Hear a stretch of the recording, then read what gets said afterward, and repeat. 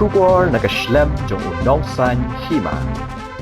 Menteri Rangba ke Jylla Konrad Kongkel Sangma habaya keren bat kinong thok khubor hadin bo ulawan ra ya kamang tingka na kabenta Snem arajar arpusan ulaong ya kani kamang pisa la khot kum mission 10 budget namar ngilapet ban Kynjoh ya ka thong ka baka Sorkar Jylla kala bo na kabenta kayo ka kon ban Kynjoh ya kata ka thong ka Sorkar kala ithu ya kishpot likilat bakan la ban thau ban Kynjoh ya kata ka thong habangi keu hakayo ka kon ngidon Kyrmen ba ki shipotli ki kular hagani ka mission shipotli kita kilat bat ki Kyrmen ngin la ban ya syakani ka benta bat ka jingwan ra ya ka mang pisa ka pher hagani ka kinti ka bamenta bat pin iru bakadon ka thong ka bangin le la benrap Menteri Rangba susu ulo ongru ba ka GSDP kan keu hagani ka kinti menta kadon ka Kyrmen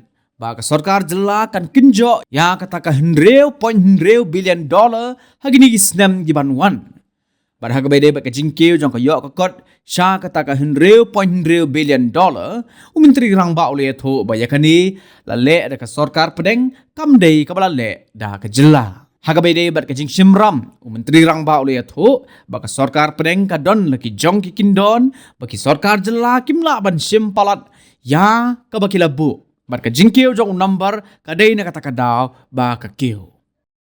Evening to everyone. As you're aware that we have presented the budget for 2024-25, and as you're aware that the budget has been termed as a Mission 10 budget, and that is because we have been focusing on the target of the state government to reach a $10 billion economy, and to achieve that goal we have identified 10 opportunities where we can create those different scope where we can actually move towards that kind of economy. And while we grow in that economy, we have also looked at 10 commitments that we're making towards the people of the state.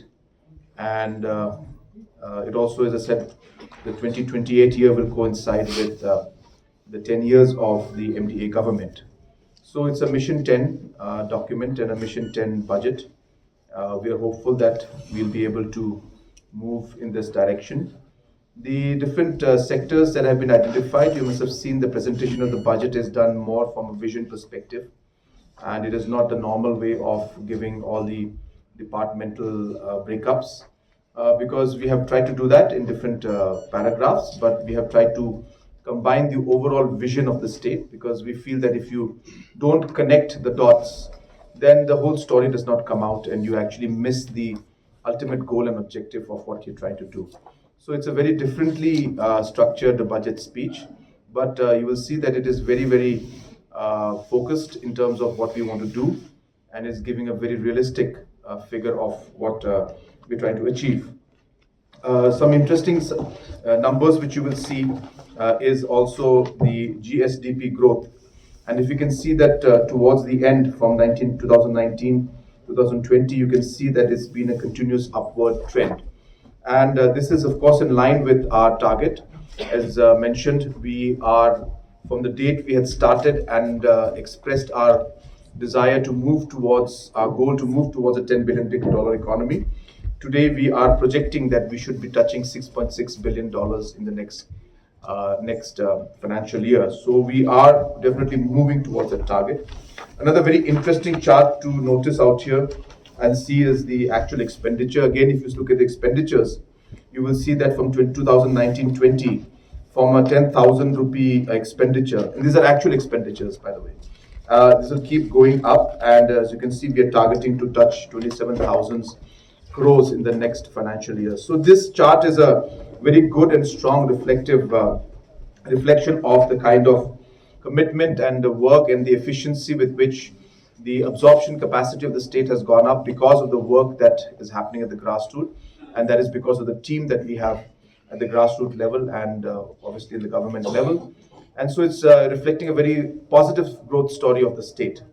So keeping that in mind, as I said, we have presented the budget, and as you can see that there are a lot of stress and areas where we are focusing a lot.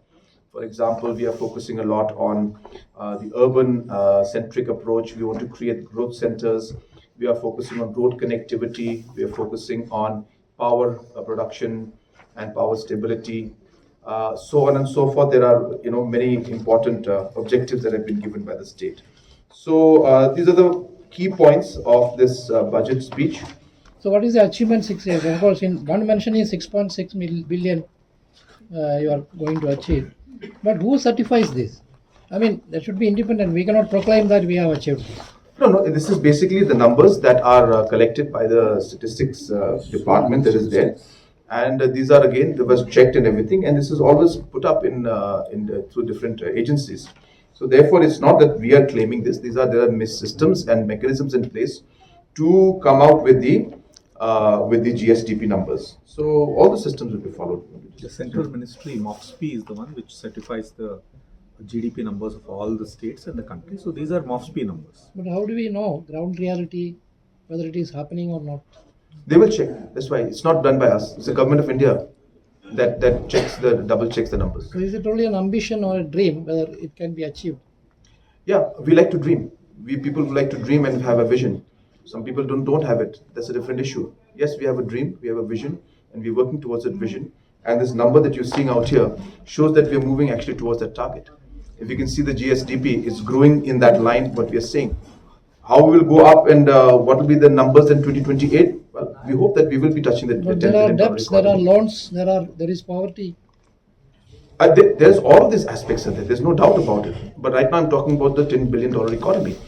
It's very simple to just talk about debt and all these aspects. You have to understand the entire finances and entire circumstances under which work is done. When you look at the different aspects of, say, the poverty aspect which you're mentioning, that's precisely if you look at the budget speech that we've given today. We have mentioned about how we're going to disperse this income and this development aspect so that it reaches every nook and corner. I have reiterated in my speech also that there has to be overall equitable distribution when it comes to growth. So all these are part of the plan, and obviously we're moving forward in life. Challenges will always be there. There will always be people who will tell us that maybe you are just having dreams and all these things. But that's for people to talk, and that doesn't deter us from our goal. And every year we could see the increase in the fiscal deficit, and we also see the total receipts and total expenditure. But we have always seen that repayment of loans and borrowings has been increasing. Is there a way out that we can reduce all these, especially it's like borrowings? this. When it comes to borrowings and the expenditures and the different schemes that we take up, Government of India has very strong mechanism, and they have a very strong monitoring system where no state can go beyond a certain level. So at the end of the day, even if, say, Government of Meghalaya desires to or intends to take anything beyond what it is supposed to take, Government of India will put a stop to it. So there is no way in which we can go beyond certain limit. The question that you're asking is that these numbers are going up, but that's what growth is. Any organization or any state has to borrow. It's the normal process. But the question is that the borrowing has to be within a limit. And if you don't actually end up using all the money that is there at your disposal for the growth, then you are also being responsible in one way of not really utilizing the sources that are available. In large cases, if you look at economies that are facing difficulties, you will find that governments obviously come in and they always pump in and spend more so that they give a boost to the economy. So government plays a very important role in order to give that inertia and push to the overall demand, and that's what we've been doing. But that effect and the sustainability should be reflected in terms of the businesses and entrepreneurship and investments that should come up. And hence, if you look at our program policy, while the government is spending, we're also ensuring that we are creating that sustainable environment for private sector to come up, because that's how ultimately we'll take advantage of the overall investments that the government is making. So it's a complete strategy which involves different stakeholders. Over the past 6 years, under your government, how many jobs have the job employment opportunities through these? We are working on that number. I wanted to put it, in fact, in this budget speech, but then we decided as a team that we will not do it now. We will come up with the figures as we move forward. But a lot has happened. I mean, just to give you a small example, if you only look at the self-help groups, from 60,000 members in 2018, today there are 4.5 lakh members. If you just look at that number, there's roughly 3.5 lakh employment created right there. Because when we say employment, doesn't mean government jobs. It means income opportunity for the people. So women from 60,000 today are 4,50,000 members have come in. There itself, there are 3 lakh women who have now got employment opportunities because of the work that we have done. A simple example right there. You look at the different programs in, say, what we're doing in the entrepreneurship program. There are 5,500 different entrepreneurs who we are supporting. Even if each one of them has about 2 to 3 members, there's about 15,000 jobs being created out there. If you look at the IT sector, where we have 1,500 seats that are activated, you multiply 1,500 into 2 shifts also, that's 3,000. And if you multiply that into just a simple thing like the food, the vehicles they require, and a different kind of additional support, logistic support you require, even if there's 50% more in that, so you're talking about 5,000 to 6,000 jobs just in the IT sector with just 1,500 seats that we're having. If you look at different programs that we are doing under the mission mode programs, the farmers that we have created, we have had almost 15 Lakadong processing units, 160 different processing units throughout the state. Even in each processing unit, if you add and put up about like say 5-6 people working there, that's about like 4,000 people working in the system. So these are just rough estimates I'm giving you. But what is critical for us to note and look at is that there should not be any duplication in the calculation. So we are not coming up with those numbers now. Otherwise, we have the figures with us. But we have to see that it could be the same self-help group is now also in the farmers producer group. So it's difficult for us to now go into micro detailings of all of that. So we want to give figures that are realistic in nature. But I've just given you a rough example. So there's large numbers created, but we have chosen not to come out with the numbers as of now. Yeah, basically the objective is that all the different kind of works that are related with ensuring that activities and schemes and policies that are towards the women folk of our state, be it in the areas of economic empowerment, or be it in health areas, or different entrepreneurship areas. All of this have been brought into a gender budget, and that's what our objective is. Health, the majority of our health expenditure that we do will be focused on mother and child health, and we'll continue to focus on that. And therefore, that is reflective in the gender budget. The fact that we'll be supporting a large number of self-help groups is reflective in the gender budget. The fact that we will be giving a large number of investment and processing units to different women self-help groups and different IVCS groups is reflective in the budget. The fact that we'll be giving 60% of our CM Elevate applicants are women as of now. So all of these aspects are reflected in the amount that we have put in, and we'll be able to basically contribute to the different aspects, even aspects of education and other aspects also have been taken into consideration. So we have tried to also, as I said, reflect what is important and why we're doing this. One should understand that when we are working as a government and we're trying to provide for development and different policies, it has to be towards a certain purpose or towards a certain stakeholder.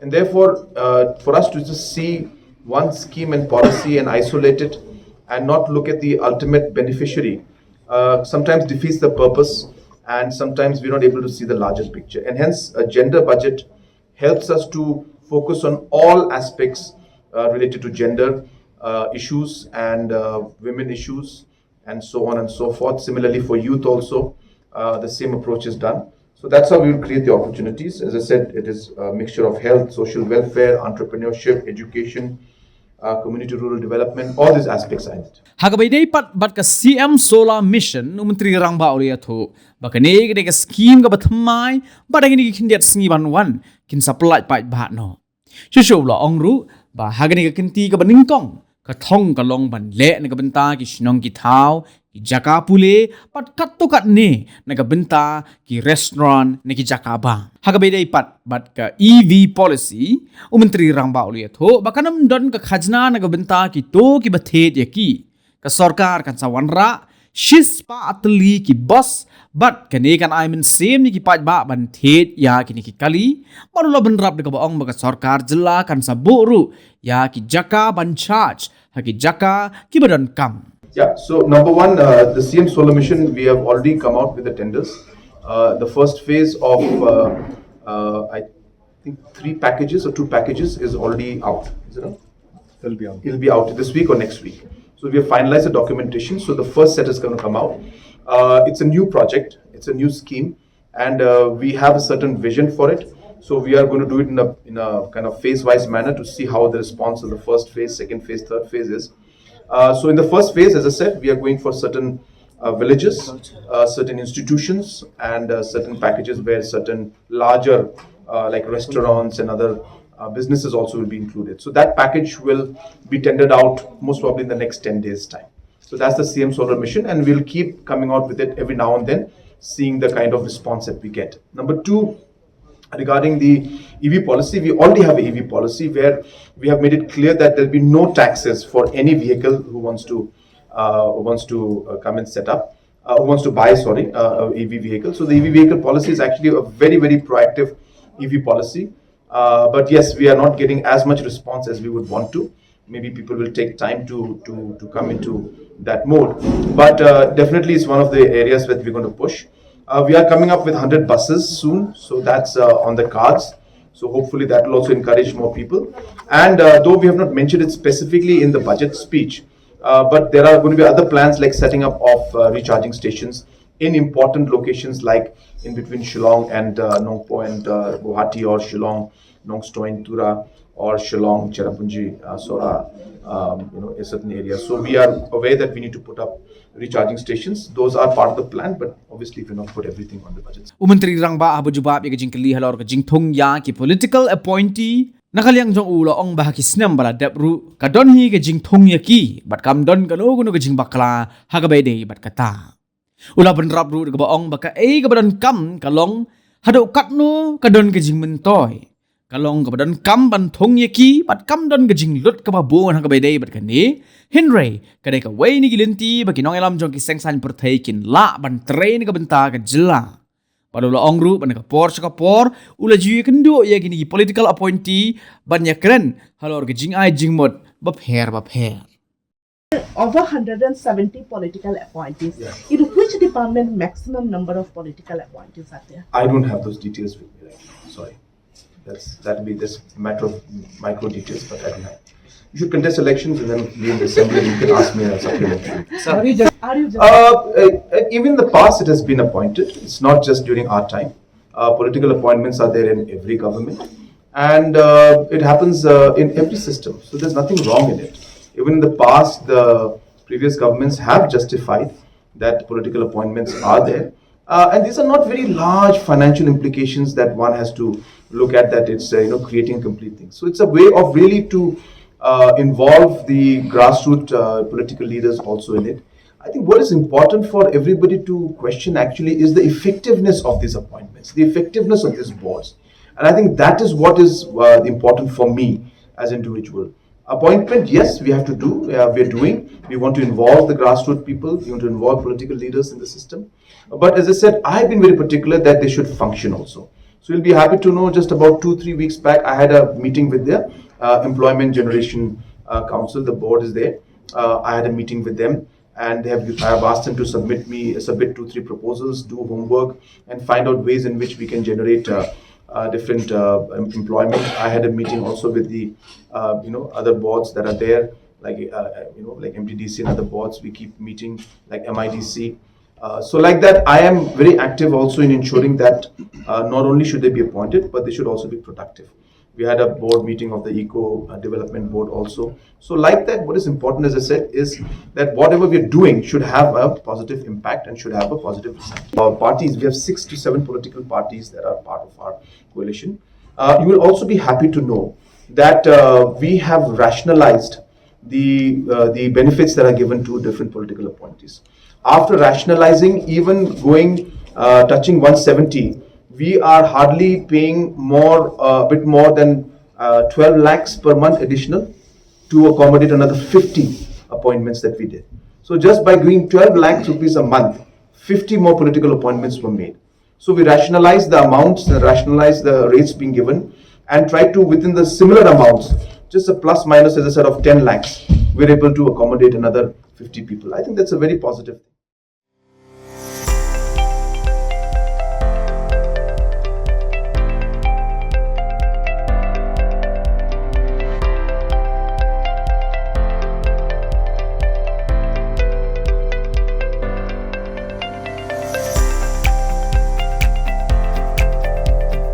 Citizen first is our motto. We believe that our citizens need to be connected with government for faster and efficient service delivery. I am happy to announce that we are coming up with a dedicated CM helpline call center